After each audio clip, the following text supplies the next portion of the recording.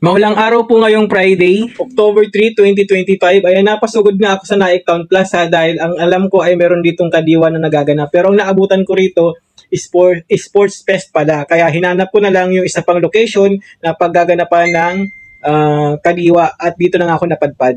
So ayan, nandito ako sa Villa Caridad. Napakaulan.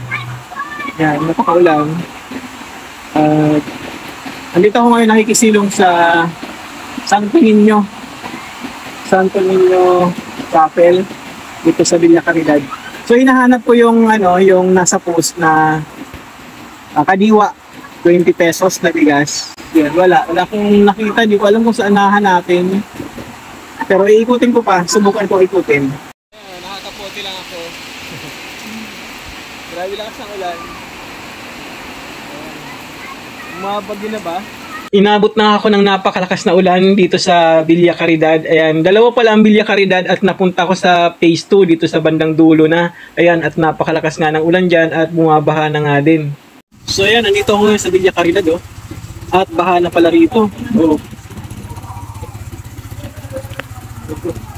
Nandito pala rito nagbabaha. Ayan.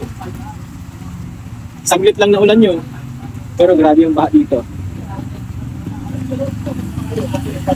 So yun, kakaikot ko sa Villa Caridad. Ayan, sa White House to. Ayan, nakarating na nga ako ng Malainin Bagong Integrated School.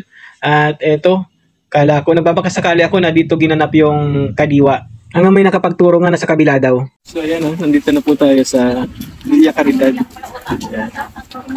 Nandito po kahit maulan, ayan, makikita nyo. Meron ditong pila para sa bigas. Ayan, ang ganda lang ni ate. Ayan. Ilang kilo na bili mo, te?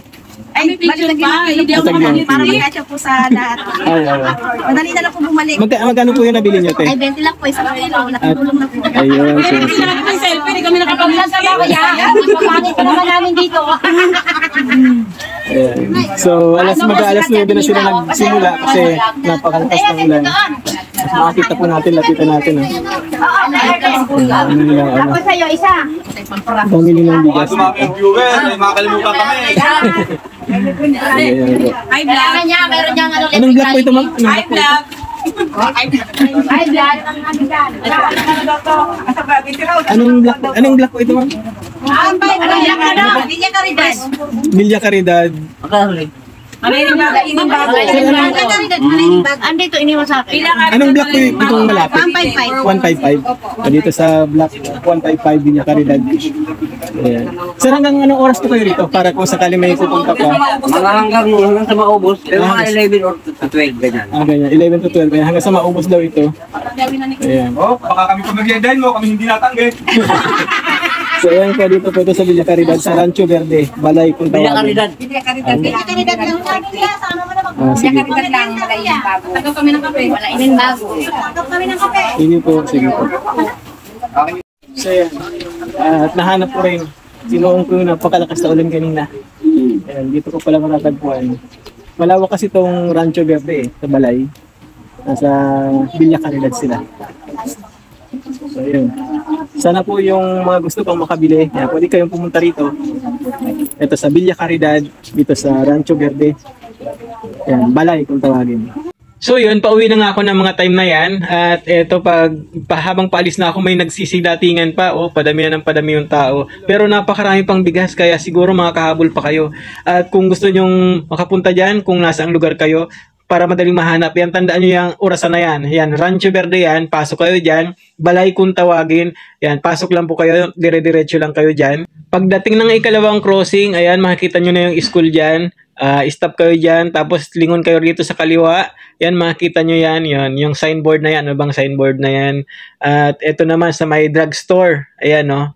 Yan. Pagitan ng signboard na pinakikita ko kanina, nabubulol pa nga. At itong generic na bilihan ng gamot. Yan. Pasok kayo dyan, dire-diretso lang kayo at hanggang sa dulo niyan, yun na, makikita nyo na yung kadiwa. So yun, ako po ay nahing ng paumanhin sa kung meron man pong nakabasa ng aking post or nakapanood na pumunta ng Na-Count Plaza dahil nga sa merong ginaganap na sports fest, kaya doon na lang ginanap sa Villa Caridad. Yun lamang po at maraming salamat po. God bless po sa ating lahat. Happy Naik!